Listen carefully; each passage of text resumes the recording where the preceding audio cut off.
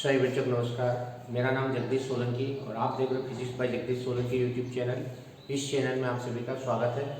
बच्चों, आज हम जो है विद्युत क्षेत्र की तीव्रता ज्ञात करेंगे अक्षीय स्थिति में, एक्सियल पोजीशंस में।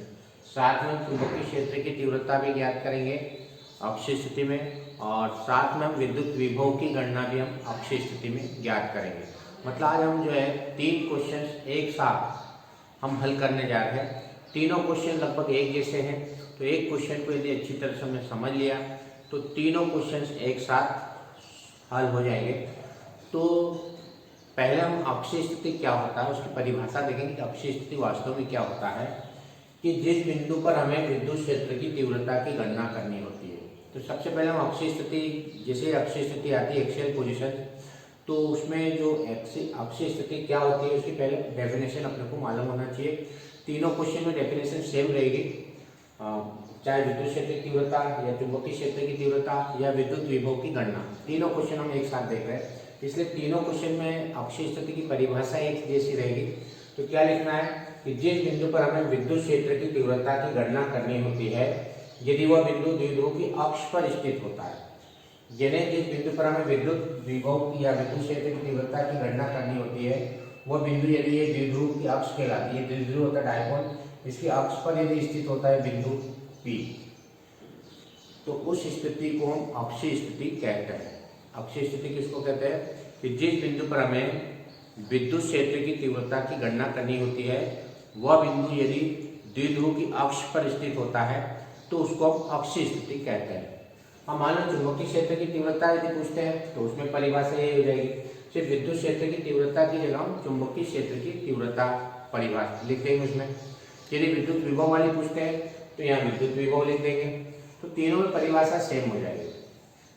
क्या होगी कि जिस बिंदु पर हमें विद्युत क्षेत्र की तीव्रता या चुंबकीय क्षेत्र की तीव्रता या विद्युत विभव की गणना करनी होती है, वह बिंदु यदि द्विध्रुव की अक्ष, यहाँ द्विध्रुव की अक्ष या द्विध्रुव की जगह क्या ले लेगा, दंड चुंबक की अक्ष। ध्यान रखना, चुंबक में बाहर मैग्नेट होता है चुंबक, तो द्विध्रुव की अक्ष की जगह दंड चुंबक की अक्ष पर स्थित होता है।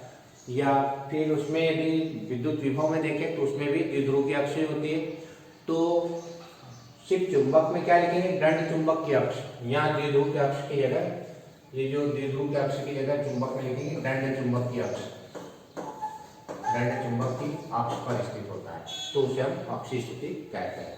तो तीनों की डेफिनेशन समझ आ गई होगी कि जिस बिंदु पर हमें विद्युत क्षेत्र की तीव्रता या चुंबकीय क्षेत्र की तीव्रता या विद्युत विभव की गणना करनी होती है, वह बिंदु यदि द्विध्रुव की अक्ष पर स्थित होता है या दंड चुंबक की अक्ष पर स्थित होता है तो उसे हम अक्षीय स्थिति कहते हैं। इसकी स्थिति में दंड चुंबक लगा देना और इसकी स्थिति में द्विध्रुव हम लगाएंगे। तो तीनों की परिभाषा एक जैसी होगी। अब अपने को लिखना क्या है, तो सबसे पहले इनके फार्मूले मालूम होना चाहिए तीनों के, कि चुंबकीय क्षेत्र की तीव्रता, विद्युत क्षेत्र की तीव्रता और विद्युत विभव। तो सबसे पहले अपन विद्युत क्षेत्र की तीव्रता ज्ञात करेंगे। तो विद्युत क्षेत्र की तीव्रता का सूत्र होता है E = 1/4πε0 Q/r का वर्ग। ये विद्युत क्षेत्र की तीव्रता का फार्मूला होता है। और इसी प्रकार से चुंबकीय क्षेत्र की तीव्रता का फार्मूला B = μ0/4πm/r का स्क्वायर। और इसी प्रकार से विद्युत विभव का फार्मूला होता है V = 1/4πε0 Q/r। तो तीनों के फार्मूले अपने को मालूम होना चाहिए। इन तीन फार्मूलों के आधार पर ही हम अक्षीय स्थिति ज्ञात करेंगे। क्योंकि इस वर्ष ये चुंबक वाली स्थिति एमपी बोर्ड में नहीं है, लेकिन कंपटीशन में सवाल पूछे जाते हैं, इसलिए मैं इनको एक साथ, तीनों को एक साथ करवा रहा हूँ ताकि बच्चे कंफ्यूजन न हो कि यदि विद्युत वाली पूछे तो विद्युत वाली लिखना, चुंबक वाली पूछे चुंबक वाली, और विभव वाली पूछे तो विभव वाली लिखना। तो ये तीनों फार्मूले अपने को याद रखना है। ये विद्युत क्षेत्र की तीव्रता का, ये चुंबकीय क्षेत्र की तीव्रता का और ये विद्युत विभव का फार्मूला होता है। अब इस फार्मूले के आधार पर अपन थोड़ा इसको सॉल्व करेंगे, तीनों प्रश्नों को एक साथ सॉल्व करेंगे। तो लिखना क्या है, पहले परिभाषा दे दे कि जिस बिंदु पर हमें विद्युत विभव, विद्युत क्षेत्र की तीव्रता या चुंबकीय क्षेत्र की तीव्रता की गणना करनी होती है, वह बिंदु यदि द्विध्रुव की अक्ष पर स्थित होता है या दंड चुंबक की अक्ष पर स्थित होता है तो उस स्थिति को हम अक्षीय स्थिति कहते हैं। फिर क्या करना, मान लें कि हमने जो डायग्राम बनाया कि माना कि ए भी एक द्विध्रुव है, यहाँ NS एक दंड चुंबक मान लें, द्विध्रुव की जगह हम दंड चुंबक लिखेंगे। जब हमने इधर द्विध्रुव लिखा विद्युत में, मैग्नेट में क्या लिखेंगे, बार मैग्नेट, दंड चुंबक लिखेंगे। तो द्विध्रुव के स्थान पर हम क्या लिखते हैं, दंड चुंबक। यहाँ हमने ए बी लिखा, इसकी जगह NS दंड चुंबक लिख देना, बस ये अंतर है दोनों में, इसी ध्यान रखना। इधर द्विध्रुव लेते हैं, इधर दंड चुंबक ले लेते हैं, बार मैग्नेट। तो ए बी एक द्विध्रुव है ना, के परावर्तन माध्यम में रखा गया और इसका मध्य बिंदु क्या मान लिया हमने, ओ मान लिया, ये मध्य बिंदु ओ मान लिया। इस ओ से हमारे पास में क्या है, यहाँ से यहाँ तक की जो डिस्टेंस मानी हमने, r दूरी पर एक बिंदु P स्थित है, r दूरी पर एक बिंदु P स्थित है, जिस पर हमें विद्युत क्षेत्र की तीव्रता की गणना करना है, या विद्युत विभव की गणना करना है, या चुंबकीय क्षेत्र की तीव्रता की गणना करना। सिर्फ नाम चेंज करना, बाकी सेम ऐसे कैसे लिखना। ए भी एक द्विध्रुव है जिसका मध्य बिंदु O है, उस O से r दूरी पर एक बिंदु P मान लेंगे, जिस पर हमें विद्युत क्षेत्र की तीव्रता या चुंबकीय क्षेत्र की तीव्रता या विद्युत विभव की गणना करनी है। तीनों एक साथ चलेंगे, एक जैसे चलेंगे, पॉइंट एक जैसे, इसलिए मैंने तीनों एक साथ करवा रहा हूँ। तो O को मध्य बिंदु मान लिया, यहाँ भी O को मध्य बिंदु मान लिया, इससे D दूरी पर या R दूरी पर एक बिंदु P मान लेंगे, और जिस पर हमें विद्युत विभव की या चुंबकीय क्षेत्र की तीव्रता या विद्युत क्षेत्र की तीव्रता या फिर हम विद्युत विभव की गणना करेंगे। तीनों प्रश्न एक साथ करेंगे, तो ये हमको मान के लिखना है। ठीक है, इतना समझ में आ गया कि क्या मानेंगे कि ए बी एक द्विध्रुव है जो +q और -q आवेशों से मिलकर बना है, और उनके बीच की दूरी 2l मान ली हमने, इसका मध्य बिंदु O मान लिया, O से r दूरी पर एक बिंदु P मान लिया, जिस पर हमें विद्युत क्षेत्र की तीव्रता की गणना करनी है। ये हमने D मान लिया, R मान लो, D मान लो, उससे कोई फर्क नहीं पड़ेगा, ध्यान रखना। तो अब विद्युत क्षेत्र की तीव्रता की गणना करने के लिए फार्मूला ये हमारे पास, चुंबकीय क्षेत्र की तीव्रता की गणना करने के लिए और विद्युत विभव की गणना करने के लिए ये फार्मूला है, ये चीज ध्यान रखना। तो अब अपने को क्या करना है, क्योंकि ये r दूरी होती है, दूरी हमने r मध्य बिंदु से ले रखी, अब अपने को दो आवेश दिए, तो इन दोनों आवेशों के कारण से क्या करना पड़ेगा अपने को, विद्युत क्षेत्र की तीव्रता, दोनों ध्रुव के कारण से चुंबकीय क्षेत्र की तीव्रता, और जो हमारे पास विभव है उसके कारण से भी विद्युत क्षेत्र की विद्युत विभव की गणना करेंगे। एक एक करके तीनों क्वेश्चन हम सॉल्व करेंगे। तो पहले हम विद्युत क्षेत्र की तीव्रता को देखते हैं, फार्मूला। अब इसमें क्या करना है, जो r आया हुआ, r कहाँ से दूरी मानी अपने मध्य बिंदु से, लेकिन अपना आवेश कहाँ रखा हुआ, B पे, और ये आवेश कहाँ रखा हुआ, A पे। तो +q आवेश के कारण से हम जब मान निकालेंगे तो दूरी यहाँ से यहाँ तक लेना, यानी इस r की जगह अपन क्या लेंगे, BP लेंगे पहली स्थिति में, किसके कारण से, +q आवेश के कारण से, BP। ध्यान रखना, इधर A लिख लो इधर B लिख लो, उससे कोई फर्क नहीं पड़ेगा, सिर्फ याद रखना है कि A और B दो आवेश, इधर A लिख सकते इधर भी A लिख सकते, ध्यान रखना, इससे कोई कंफ्यूजन मत होना कि ये B से P तक की दूरी लेना, कब लेंगे, जब +q आवेश के कारण से बिंदु P पर हम विद्युत क्षेत्र की तीव्रता निकालेंगे तब। तो r की जगह क्या लिखेंगे, BP, r की जगह क्या लिखना, BP। फिर यदि -q आवेश लिया तब क्या लिखेंगे, -q आवेश लिया तब, -q कहाँ रखा हुआ, A पे, तो A से दूरी P तक की लेना, A से P तक की दूरी क्या लेंगे, AP। तो जब -q आवेश लिया तब क्या लिखना है, AP लिखना है, और +q आवेश लिया तब क्या लिखना, BP लिखना है। फिर इस r की जगह अपने को मान चेंज करना, r की जगह क्या लिखेंगे, पहले BP, r की जगह कब, जब +q आवेश लेंगे तब। अब दो तीव्रता हो जाएगी, +q के कारण से भी और -q के कारण से भी। तो जब हम +q आवेश के कारण से लेंगे तो इसकी तीव्रता को अपन E1 से प्रदर्शित कर देंगे और इसकी तीव्रता को E2 से प्रदर्शित करेंगे। तो +q आवेश के कारण से जब लेंगे तो E1 इक्वल टू लिखेंगे 1/4π0 के Q/r का स्क्वायर। तो r की जगह क्या लिखेंगे, BP, इस r की जगह BP का स्क्वायर लिखना, और BP बराबर क्या आ जाएगा, BP बराबर देखो ये मान निकालना, ये मान कितना है r और ये मान l, तो r में से l को माइनस कर देंगे, तो BP का मान क्या आ जाएगा, r - l। तो इसकी जगह r - l रख देना, ये r - l रख दिया और उसका स्क्वायर लगा दिया, उसका स्क्वायर लगा दिया। तो क्या करना है, जो r लिया उसकी जगह BP लिखना, और BP का मान डायग्राम से r - l होगा। ये पहली वाली आवेश के कारण से, पहले आवेश के कारण से +q के कारण से विद्युत क्षेत्र की तीव्रता हम निकालें।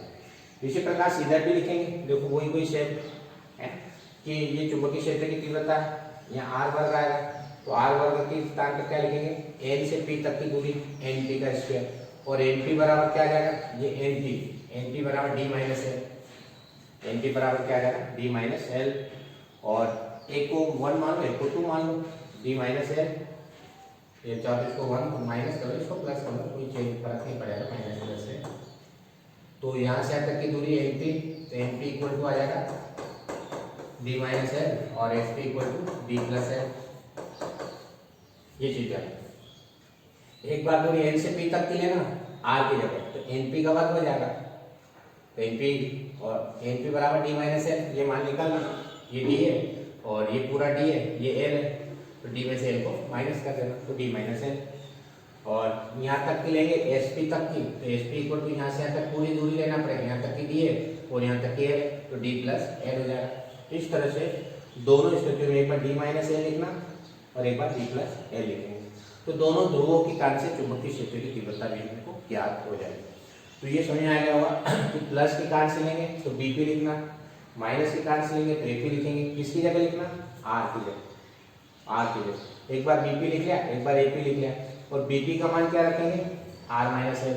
एपी का क्या रखेंगे? R plus L. तो ये एपी का मान आ गया आर प्लस एल। और यदि माध्यम नहीं रखा हो वायु निर्वात तो के का मान हम एक रख सकते हैं, के को हटा भी सकते हैं। और यदि माध्यम लिखा हो तो के लिखना, तो वायु निर्वात के लिए के का मान एक होता है, इसको हटा भी सकते हो। E1 और E2 के मान अपने को निकाल के आना चाहिए। इसी प्रकार से अगर B1 और B2 के मान भी अपने को निकाल के आना चाहिए।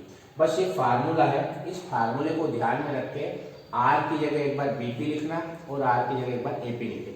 BP की जगह R माइनस एल और AP की जगह R प्लस एल लिखेंगे और उसका स्क्वायर लगाना। तो ये E1 और E2 दोनों हमारे पास विद्युत क्षेत्र की तीव्रता निकल आएगी। E1 मतलब प्लस क्यू के कारण से, E2 मतलब माइनस क्यू के कारण से तीव्रता होती है। B1 क्या है? N के कारण से, और B2 क्या है? S के कारण से चुंबकीय क्षेत्र की तीव्रता होती है। बस ये ध्यान रखना है। फिर इसको सॉल्व करेंगे, अगले स्टेप में इसको सॉल्व करेंगे।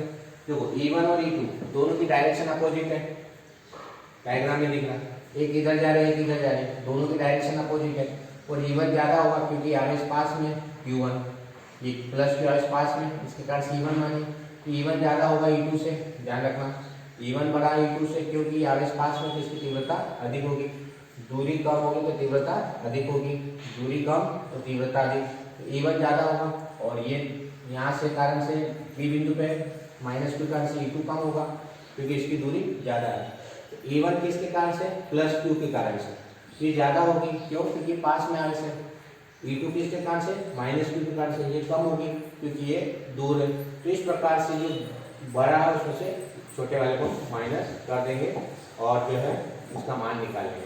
तो E1 में से E2 को ही माइनस करना, क्यों? क्योंकि E1 बड़ा है, उसकी दूरी कम है तो तीव्रता अधिक होगी। E2 छोटा होगा क्योंकि वो दूर है आवेश, तो उसकी तीव्रता कम होगी। तो इसका हम परिणाम निकालेंगे, E equal to E1 minus E2। इसी प्रकार से B equal to B1 minus B2 निकाल लेंगे और इसका मान हम रखते जाएंगे। E1 का मान हमने निकाला था और E2 का मान भी पीछे निकाला था। E1 बराबर ये, E1 बराबर ये और E2 बराबर ये, B1 बराबर ये और B2 बराबर ये। इस तरह से हम सॉल्व करेंगे। इसका एलसीएम ले लेंगे, ये कॉमन आ जाएगा, 1/4/0 की 1/4/0 की कॉमन आ जाएगा और इसका एलसीएम ले लेंगे, इसका मल्टीप्लाई इधर, इसका मल्टीप्लाई इधर और इसका स्क्वायर खोल लेंगे। A square plus B square plus 2ab, A square plus B square minus 2ab, इसका स्क्वायर खोल लेंगे। नीचे ए माइनस बी और ए प्लस बी का फार्मूला लगा देंगे, सूत्र लगा देंगे। A minus B plus B equal to A square plus B का स्क्वायर होता है, ये ध्यान रखना। तो नीचे स्क्वायर हो जाएगा, आर का स्क्वायर माइनस एल का स्क्वायर और पूरे का square. A minus B plus B, A square minus B square, तो इससे कट जाएगा, इससे कट जाएगा, इससे कट जाएगा। 2RL और 2RL 4RL हो जाएगा। अब 4RL को अपन इस तरह से लिख सकते हैं, क्या लिख सकते हैं? Q into 2R 2A into 2R अपान 4π/0 K R स्क्वायर माइनस ए स्क्वायर। अब Q इंटू 2A, यहाँ एक चीज ध्यान रखना, Q इंटू 2A होता है द्विध्रुव आघूर्ण कहलाता है। इसको हम P से प्रदर्शित करते हैं, P का फार्मूला होता है द्विध्रुव आघूर्ण कहलाता है। इसको हम P से प्रदर्शित करते हैं तो ये आ जाएगा 1/4π/0 P इंटू 2R अपान R स्क्वायर माइनस ए का स्क्वायर का होल स्क्वायर। अब एक चीज ध्यान रखना, द्विध्रुव की हम बात करते हैं तो ए का मान बहुत कम होता है क्योंकि दोनों आवेशों के बीच की दूरी बहुत कम होती है, उसी को हम द्विध्रुव कहते हैं। इसलिए ए का मान क्या करना है? निग्लेजिबल कर देना। A is very small then R. तो ए को हटा दो तो हमारे पास में क्या आ जाएगा 1/4πε0 पी इंटू 2r अपान ये हट जाएगा 0 हो जाएगा तो आर की घात कितनी आ जाएगी 4, 4 में से एक आर कट जाएगा 1/4πε0 2p बटे आर की घात 3 और इसका मात्रक क्या लिखेंगे न्यूटन प्रति कूलम। आर से आर कट जाएगा आर की घात 3 बचेगी। तो इस तरह से ये हमारे पास विद्युत क्षेत्र की तीव्रता की गणना हो जाएगी। इसी प्रकार से इसको भी सॉल्व करना, इसको लघुत्तम लेके इसको हल करना और ये मान निकालना। सेम जैसे कैसे मान चलेगा यहाँ तक a² + b² + 2ab इसमें फार्मूला लगा के इसको हल कर लेना। a² + b² + 2ab यहाँ पे मान बता देना a² + b² - 2dl ये फार्मूला लगा के और नीचे भी a - b + b का फार्मूला लगा ही दिया a - b होल स्क्वायर। तो इससे माइनस का अंदर मल्टीप्लाई कर देना, ध्यान रखना माइनस ये प्लस हो जाएगा, ये इससे कट जाएगा और क्या आ जाएगा 4dl आ जाएगा और सेम आ जाएगा। अब इसमें एक चीज ध्यान रखना कि ये वाला जो formula capital M equal to होता है स्मॉल m इंटू 2l ये होता है। तो यहाँ पर जो 4 ml लिखा हुआ है इसको हम क्या लिख सकते हैं, दो टुकड़ों में तोड़ सकते हैं। कैसे b इक्वल टू आ जाएगा μ0/4π small m into 2l into 2d, 2l और 2d का मल्टीप्लाई करेंगे 4dl हो जाएगा। ये स्मॉल m इंटू 2l ये कैपिटल M कहलाता है, ध्यान रखना। जैसे p बराबर क्या होता है q इंटू 2l, p बराबर क्या होता है q इंटू 2a होता है। उसी प्रकार से कैपिटल M बराबर क्या है स्मॉल m इंटू 2l होता है। ये मैग्नेटिक मोमेंटम कहलाता है, चुंबकीय आघूर्ण कहलाता है। दोनों के फार्मूले याद रखना, p equal to q into 2a होता है और capital M equal to small m into 2l होगा। तो इसकी जगह कैपिटल M लिख देंगे और 2d को ऐसे लिख देंगे। फिर क्या करना b इक्वल टू μ0/4π 2md बटे d² - l²। अब चाहो तो इसमें से l को हम नेग्लिजिबल कर सकते हैं। बाहर मैग्नेट मतलब बहुत छोटा मैग्नेट होता है, उसकी लंबाई बहुत कम होती है, उसको हम l को नेग्लिजिबल कर सकते हैं। तो इसको l को हटा देना तो क्या आ जाएगा b इक्वल टू μ0/4π 2md बटे d⁴। तो एक घात से एक घात कट जाएगी तो फाइनल आंसर क्या आ जाएगा b इक्वल टू μ0/4π 2m बटे d⁴। इसका मात्रक कितना टेस्ला। तो d⁴ और r⁴ सेम आएगा, ये चीज ध्यान रखना, पावर दोनों की सेम आएगी। तो इस तरह से हम विद्युत क्षेत्र की तीव्रता की गणना हम आसानी से और चुंबकीय क्षेत्र की तीव्रता की गणना हम आसानी से कर सकते हैं। दोनों सदिश राशियां होती है इसलिए दोनों सेम चलेंगे, दोनों में कोई अंतर नहीं आएगा। अब हमारे पास में यदि बात करते हैं विद्युत विभव की गणना, तो विद्युत विभव एक अदिश राशि होती है। तो अदिश राशि होने के कारण से इसमें कुछ अंतर आएगा, क्योंकि इसका जो फार्मूला होता है इसका फार्मूला ये होता है, परिभाषा वैसे जैसे सेम लिखना है। अब इसमें क्या लिखना कि प्लस क्यू के कारण से हम निकालेंगे तो क्यू की जगह आर की जगह क्या लिखेंगे, पहले आर की जगह एपी लिख देना, आर की जगह बीपी लिख देना बीपी, और एक बार क्या लिखेंगे एपी लिखेंगे, ठीक है। तो प्लस क्यू के कारण से निकालना हो तो बीपी लिख देना और बीपी का मान कितना आ जाएगा, बीपी का मान देखो आर एक्स माइनस एल या एक्स मान लिया, बी मान लो कुछ फर्क नहीं पड़ना, आर मान लो कोई फर्क नहीं पड़ेगा। तो ये x minus L x minus x से जगह आर भी ले सकते हैं बी भी ले सकते हैं, उससे कंफ्यूजन मत होना, डिस्टेंस है दूरी है वो। तो इस बीपी की जगह क्या हो जाएगा आर माइनस एल, जैसे अपन पिछले में निकाल, और एपी की जगह आर प्लस एल हो जाएगा, आर प्लस एल और आर माइनस एल। तो बीपी का मान एक्स माइनस एल या आर माइनस एल, एपी का मान आर प्लस एल। तो दूरी अपने को देखते आना चाहिए कि दूरी कितनी है। डायग्राम से ये बीपी ये यहाँ तक की आर है, ये एक्स है, तो एक्स में से एल को माइनस कर दो, ये एल होती है, ये एल होती है और ये भी एल होती है। ये टोटल कितनी है एक्स है और अपने पास में इतनी दूरी चाहिए तो एक्स में से एल को माइनस कर दो, बीपी आ जाएगी। अपने को ये एपी चाहिए तो एपी निकालने के लिए क्या करना पड़ेगा, इन दोनों को प्लस कर दो, ये एल और ये एक्स, एक्स प्लस एल। तो इस तरह से इसको हम सॉल्व कर लेंगे। तो एक बार आर की जगह बीपी लिखना और बीपी का मान आर माइनस एल, और एक बार आर की जगह एपी लिखना और एपी का मान आर प्लस एल होगा। अब इसमें ध्यान रखना दो आवेश होते हैं, एक प्लस होता है माइनस होता है। तो प्लस क्यू आर इसके कारण से निकालना, ये plus Q B P, minus Q के कारण निकालना, ये प्लस क्यू के कारण से निकालिए, ठीक है, और ये माइनस क्यू आर इसके कारण से निकालिए, एक को V1 मान लो, एक को V2 मान लो चाहो तो प्लस क्यू और माइनस क्यू दोनों आर इसके कारण से। सिर्फ ध्यान रखना आर की जगह बीपी लिखना और बीपी का मान आर माइनस एल या एक्स माइनस एल लिख देना, एक्स की जगह आर भी ले सकते हैं जनरल। और इसी प्रकार से माइनस क्यू आर लिया तो क्या लिखेंगे, आर की जगह एपी लिखना और एपी का मान एक्स प्लस एल या आर प्लस एल होगा। सेम फार्मूला, सिर्फ आर की जगह मान चेंज करना, मैंने बार बार तुमको यही समझा रहा हूँ, कुछ रटने की जरूरत नहीं है। आर की जगह एक बार एपी एक बार बीपी लिखना, एपी और बीपी के मान आर प्लस एल या आर माइनस एल होंगे, चित्र को देख के लिखना और उसको प्लस कर देना, टोटल निकालना विभव तो दोनों जोड़ कर देना, दोनों टोटल विभव निकाला क्योंकि अदिश राशि है तो दोनों डायरेक्ट जुड़ जाएंगे, डायरेक्शन की कोई जरूरत नहीं होगी क्योंकि अदिश राशि होती है स्केलर क्वांटिटी होती है, इसलिए दोनों को जोड़ देना और इसको हम सॉल्व कर लेंगे, लघुत्तम लेके इसको हल कर लेना। हल करते आता अपने को तो 1/4π/0 लघुत्तम ले लेंगे, इसका मल्टीप्लाई कर इसका मल्टीप्लाई कर X plus L minus X minus L और नीचे ए माइनस बी और A plus B X minus L और एक्स प्लस एल। अब इसको सॉल्व कर लेंगे, सॉल्व करने के बाद क्या आ जाएगा 1/4π/0 माइनस के अंदर मल्टीप्लाई कर दो X plus L minus X plus L upon A minus B A plus B A square minus B square. तो इस तरह से ये एक्स से एक्स कट जाएगा, यहाँ क्यू भी आएगा, क्यू भी लिख लो, क्यू भी आएगा 1/4π/0 क्यू इंटू 2l बचेगा और नीचे x square minus L square बचेगा।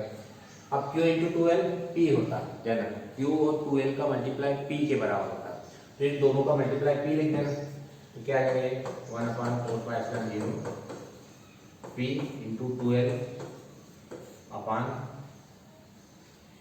2l तो पी में चला गया, पूरा ही पी में चला गया, क्यू इंटू 2l पी के बराबर अपान एक्स स्क्वायर माइनस एल का स्क्वायर हो जाएगा। ये पी कर लो इसको, क्यू इंटू 2l पी के बराबर हो जाएगा, ये पूरा पी हो जाएगा, ठीक है, इसको पी लिख देना, ये पी लिख दिया, पी मतलब द्विध्रुव आघूर्ण, उसका सूत्र था क्यू इंटू 2l, तो इसकी जगह पी लिख दिया, बाकी ऐसे लिख दिया। अब ज्यादा अपन क्या कर सकते हैं, एल को निग्लेजिबल कर सकते हैं, क्यों, क्योंकि दोनों ध्रुवों के बीच की दूरी बहुत कम होती है, तो एल का मान तो और भी कम होगा, तो इसको हम हटा सकते हैं। तो हमारे पास लास्ट फाइनल आंसर क्या आ जाएगा 1/4π/0 पी बटे आर की घात या एक्स की घात 2 लिख दो, एक्स की जगह आर लिख सकते हैं ओल्ड। ये कब लिखना है, जब एल का मान बहुत छोटा होता है एक्स की तुलना में, तब लिखना, तो यहीं तक खत्म हो जाएगा। तो इस तरह से ये हमारे पास तीनों अक्षीय स्थिति होगी। तो सिर्फ और सिर्फ क्या ध्यान रखना आपको मैथमेटिकल रिप्रेजेंटेशन के लिए कि ये तीनों फार्मूले याद रखना, एक बार आर की जगह एपी लिखना और आर की जगह बीपी लिखना, एपी का मान या बीपी का मान जो चित्र दिया गया बीपी का मान या यहाँ से चित्र से हम निकालेंगे कि एक्स प्लस एल होगा कि एक्स माइनस एल होगा, दोनों के मान रख के और फिर उसको सॉल्व करना मैथमेटिकल सॉल्व करने में बहुत आसानी है, कोई दिक्कत नहीं है, दोनों सेम होंगे। यहाँ आर की जगह एपी और आर की जगह बीपी, आर का मान बीपी का मान और एक्स उसका मान हम डायग्राम से निकाल लेंगे। और जहाँ तक इसका सवाल है कि मैथमेटिकल है, लघुत्तम लेना, एलसीएम लेना, ये सब अपने को आना चाहिए। फार्मूला लगाना A square plus B square plus 2ab, A square plus B square minus 2ab, नीचे भी A minus B plus B का फार्मूला लगा के इसको सॉल्व करके आना चाहिए। और एक यहाँ फार्मूला लगता है P equal to Q into 2a, ज्ञान रखना, ये इधर एम इक्वल टू इस capital M equal to small M into 2a, ये फार्मूला याद रखना, P equal to Q into 2। P क्या कहलाता है, डायपोल मोमेंटम, द्विध्रुव आघूर्ण कहलाता है, और इधर चुंबकीय आघूर्ण मैग्नेटिक मोमेंटम कहलाता है। तो इस तरह से ये हम इसको सॉल्व कर लेंगे। ये सॉल्व करने के लिए क्या करना है, एक बार एपी लिखना, एक बार बीपी लिखना, एपी का मान एक्स माइनस एल, बीपी का मान एक्स प्लस एल, तो दोनों को मान रखते हैं ना, दोनों को हल कर लेना। अब यह ए और बी इधर उधर हम ले सकते हैं, उससे कंफ्यूजन मत होना कि ए उधर ले लिया बी उधर ले लिया, इससे कोई फर्क नहीं पड़ने वाला। और एक से जगह हम आर भी ले सकते हैं, इसको ध्यान रखना, एक्स की जगह आर ले लो डी ले लो, उससे कोई फर्क नहीं, डिस्टेंस अपने हिसाब से हम चेंज कर सकते हैं, मान लेते हैं, इसलिए कहते हैं कि माना कि यहाँ से यहाँ तक की दूरी डी है या एक्स है या एल है, जो भी मान लें ये अपने को मानना है और उसके अनुसार इसको पूरा सॉल्व करना है। तो पहले परिभाषा लिखना चाहिए तीनों की, एक जैसी रहेगी, फिर मान लिया कि ये भी एक द्विध्रुव है या ऋण चुंबक है या द्विध्रुव है, उनके बीच की दूरी 2l है, इसका मध्य बिंदु O है, उससे r दूरी पर या d दूरी पर या x दूरी पर एक बिंदु P स्थित होता है, जिस पर हमें विद्युत क्षेत्र की तीव्रता या चुंबकीय क्षेत्र की तीव्रता या विद्युत विभव की गणना करना होती है। फिर तीनों के फार्मूले याद होना चाहिए, और तीनों के फार्मूले में जब चुंबकीय क्षेत्र की तीव्रता या विद्युत क्षेत्र की तीव्रता आती है तो उसमें r² या d² जो माना अपन ने वो आता है, और उसमें विभव में r आता है। ध्यान रखना दोनों फार्मूले में अंतर है, एक में r² आता है, दोनों r² आता है, और एक में r आता है। r की जगह AP और BP रखना, और AP और BP के मान रख के उसको सॉल्व कर लेंगे पूरा। यदि वीडियो आपको अच्छा लगता है तो आप इस चैनल को सब्सक्राइब करें, अपने दोस्तों के साथ वीडियो को शेयर करें और बेल आइकन के बटन को प्रेस करें ताकि आने वाली वीडियो की नोटिफिकेशन आप तक पहुंच जाए। धन्यवाद। जय हिंद, जय भारत, वंदे मातरम।